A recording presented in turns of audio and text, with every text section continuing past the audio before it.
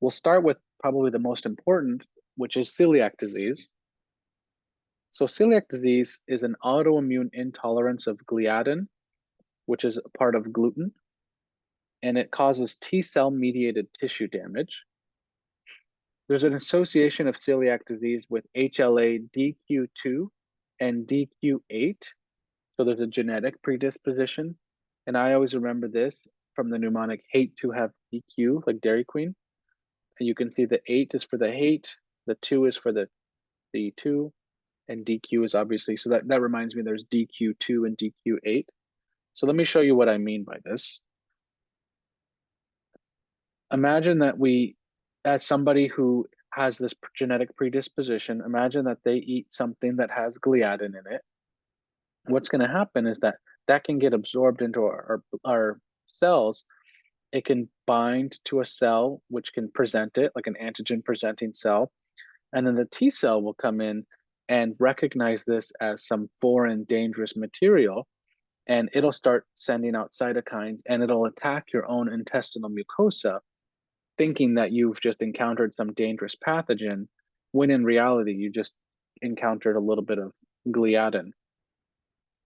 So what's going to happen here? This presents in a couple of different ways. They have two presentations they like.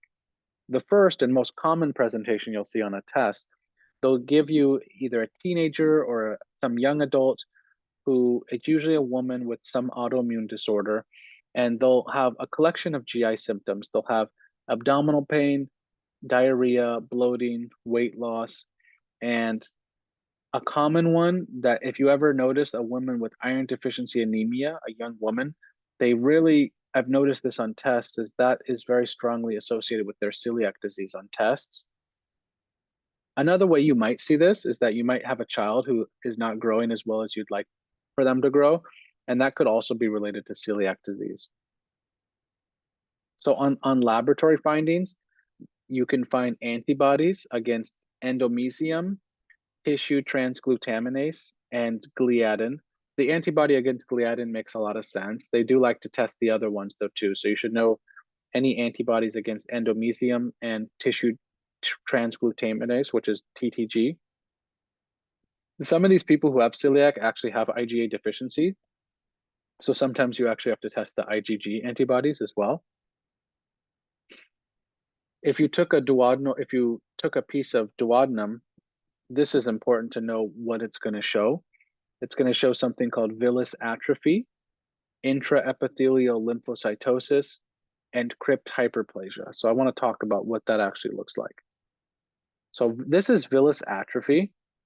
And if we compare it to our normal duodenal mucosa that we've been talking about, you notice how the villi up here are very rounded. They still look like these finger-like projections, right? As we just saw, if our T cells are releasing all these cytokines and destroying our intestinal mucosa, what's going to happen is that over time, all of this area will be damaged, and you're going to end up with this blunted villi. That's what's called villus atrophy. You also might see crypt hyperplasia.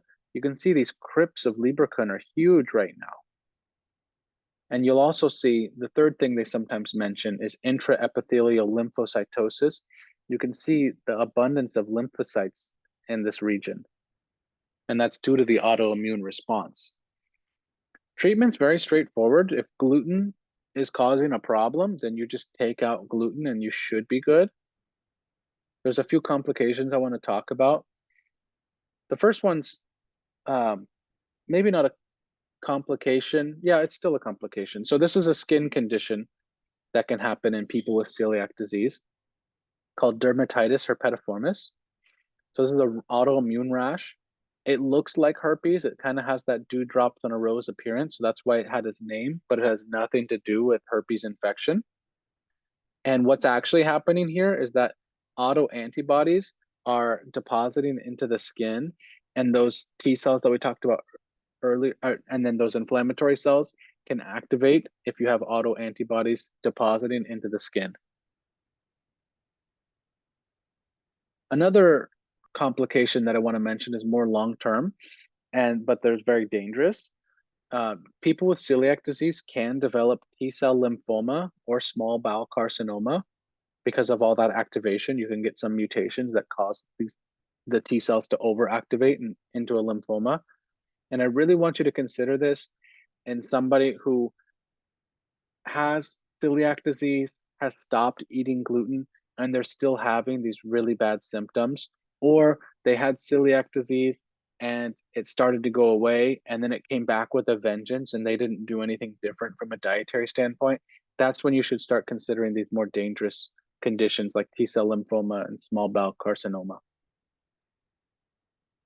Let's talk about lactose intolerance now and compare and contrast it to celiac disease. So the mechanism of lactose intolerance, as you may know, is you have a deficient lactase enzyme that can't break down lactose into the monosaccharides. And if you can't break those enzymes down, you're going to have all these saccharides in your lumen, which can cause an osmotic diarrhea. So if this is our lumen here, if you have normal lactase, what's going to happen is that our disaccharides come in, our lactase can break them down into monosaccharides, and they can be absorbed, no problem.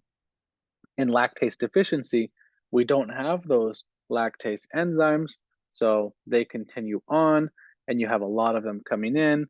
And whenever you have a lot of substrate, what's going to happen is that water likes to follow the solute, so water is going to enter this GI tract, and you'll end up with an osmotic diarrhea. How this will present, it's usually flatulence, bloating, and diarrhea after consuming dairy products. You also might see it in a few other places. You don't get any weight loss with this, and this is what I meant. The other place you might see it is if you have somebody presenting with the same symptoms after a recent GI illness. So what happens in a GI illness is that we have our lactase enzymes working here, and they're right at the brush border. So they're right at the interface between the lumen and the enterocyte.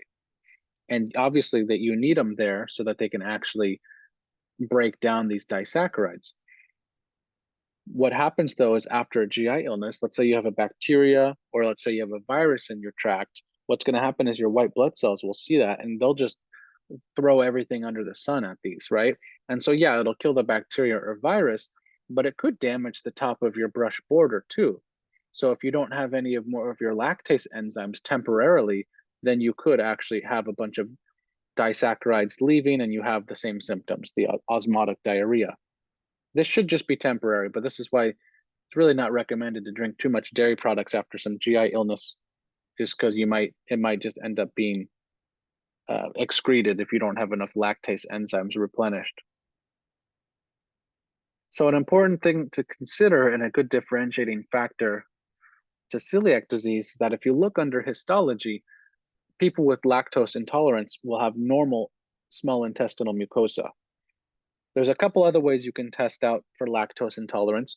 You can do something called a lactose hydrogen breath test, and you could also check their stool pH. So let's talk about both of these now. If you have lactose deficiency, you're going to have a lot of disaccharides. And what happens is as these disaccharides move along, as the lactose moves along, you have bacteria in your gut that can break this down into hydrogen gas and fatty acids because they can use the sugars because they don't have this deficiency. And so you can physiologically, you can use this. So our lactose hydrogen breath test actually measures the amount of hydrogen gas that you can exhale after consuming lactose. So if you have a deficiency, what's going to happen is that you have increased hydrogen gas, and we can measure that. And then another thing we can do is we can measure the pH, and that will be more acidic than normal because these fatty acids that have been broken down by these bacteria can get excreted into the stool, causing a lower stool pH. So treatment of lactose is pretty straightforward as well. You just avoid dairy products. Tropical sprue is sometimes tested. It's caused by damage to villi. We don't know too much about tropical sprue. It affects the jejunum first, followed by the ileum. And the presentation, and they will have to be very straightforward on this if they're going to test this. They have to tell you that they visited the tropics recently and they've had some sort of infectious diarrhea recently. If they don't mention this, I don't want you to assume that it's tropical sprue. And you can get a folate deficiency and a B12 deficiency, which makes sense that it affects the jejunum and ileum. And to treat this, you have to treat it with long courses of antibiotics. Again, there's not much known about tropical sprue, so if they test it, they really have to give you that recent visitor to the tropics. Whipple disease is also related to an infection, and this is caused by Trophorima whipplei. You'll see this in older men, and this has a classic presentation of cardiac symptoms, joint pains, and neurologic symptoms. It can also cause fat malabsorption and diarrhea, which I'll talk about the mechanism right now. We've already seen that our lipids break down into micelles. This can diffuse across the membrane. You get a protein added on, and ultimately that whole micelle with the apolipoprotein can go into our lymphatic system. What happens with, and here's an example of that. We have an enterocyte. It would come into this green lacteal, and ultimately it'll reach our bloodstream by way of the thoracic duct. What I want you to realize in Whipple's disease, it has this interesting mechanism where a lot of macrophages come in and actually compress our lymphatics. So imagine you have a ton of this Trophorima whipplei growing. We're going to have white blood cells coming in and saying, and trying to stop it. And in the process, all these white blood cells will actually compress our lacteals, and the fat can no longer escape into the lacteal, and you can get fat malabsorption by way of this mechanism.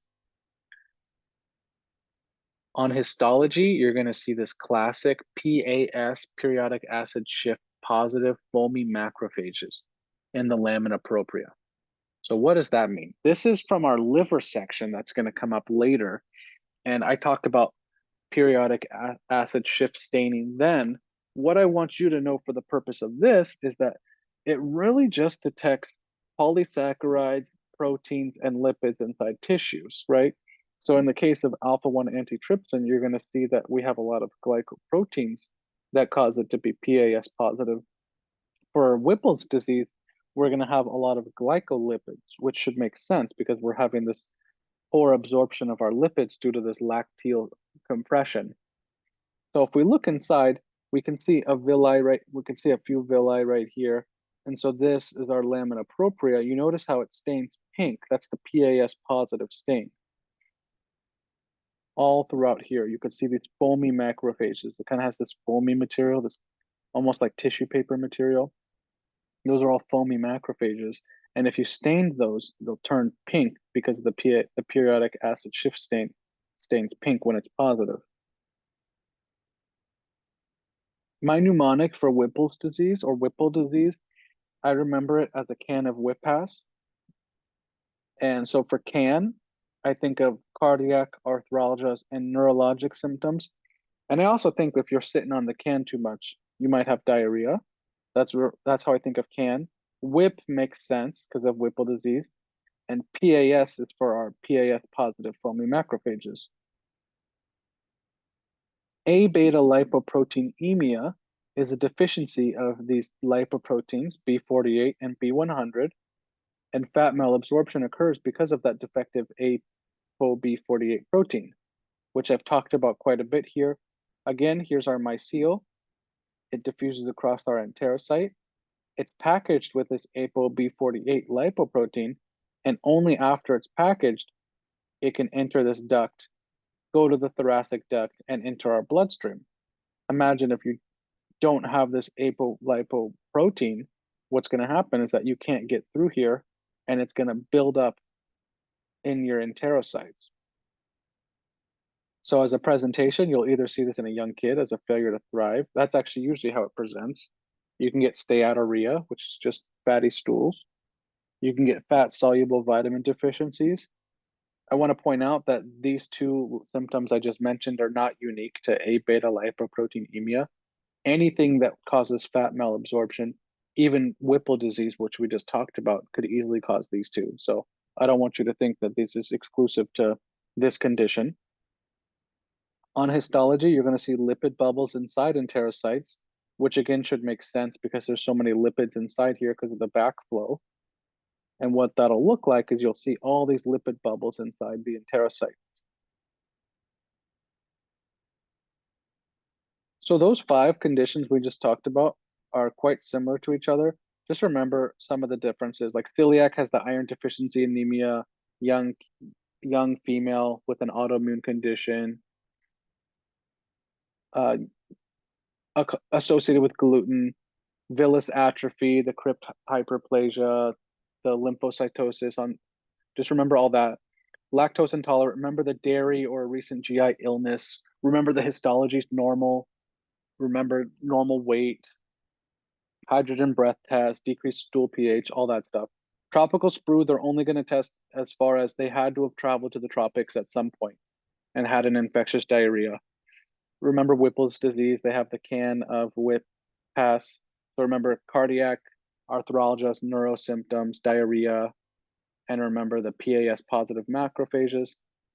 And then the Abetalipoproteinemia, all you have to remember is this lipid bubbles inside the enterocytes that we just talked about. And just remember this mechanism in subcapacity. So let's talk about small intestinal bacterial overgrowth now. This, as the name suggests, is that you have an overgrowth of bacteria in your small intestine, and it can impair the absorption of several nutrients, including fats and B12. So how does it contribute to fat malabsorption? It's kind of interesting. I don't think this will be tested, but I found it kind of interesting, so I wanted to show you. Remember that bile is not absorbed in the enterocytes. It's actually absorbed in the terminal ileum. What's kind of interesting about small intestinal bacterial overgrowth is that these bacteria can actually deconjugate bile. And when this deconjugated bile enters the enterocytes, it's not properly reabsorbed. It actually gets degraded. And so you end up losing the bile in this weird mechanism. And if you don't have bile, then you can have fat malabsorption, and that can all you'll have steatorrhea. B12 malabsorption is related to the fact that B12 and intrinsic factor also have to go to the terminal ileum for absorption. And in small intestinal bacterial overgrowth, the bacteria like to eat the B12, so you don't get any reabsorption. This can be caused by a few different things. First off, it should make sense that anybody who's immunocompromised, especially those with IgA deficiency, which is the antibody that thrives in the GI tract, they can have bacterial overgrowth. You can also see this in reduced gastric acid. So if you're taking a PPI, that's one of the symptoms. And I talk about this in our stomach lecture. When I talk about PPIs, you can get a few different infections, one of them being small intestinal bacterial overgrowth. Another thing that could cause this is decreased peristalsis. So if you're not moving things along, it gives the bacteria who are alive there more time to colonize. So you can see this in things like long-standing diabetes, scleroderma, or in those who use opiates. You can also see this in pancreas or gallbladder dysfunction, where again, you're not having this steady secretion of lipases, or bile has antimicrobial properties. And so each of those can help to reduce the risk of bacterial overgrowth, but if there's dysfunction, you might have it. This presents like many of our diseases we've just talked about. You get bloating, diarrhea, and flatulence. You can have some component of a malabsorption deficiency. This is very hard to diagnose. It's usually clinical diagnosis where you give somebody antibiotics and you see if it works. But on a test, if they're going to test you on small intestinal bacterial overgrowth, they'll usually give you one of the risk factors we talked about, like somebody long-term PPI use. And they'll also give you, I've seen this a few times, where they give you the fact that there's greater than 1,000 CFUs in the bacteria. I mean, in the jejunum. And you treat this with antibiotics because it is a bacterial overgrowth. Thanks for watching. I hope you enjoyed the video. Please like, comment, and subscribe for more content.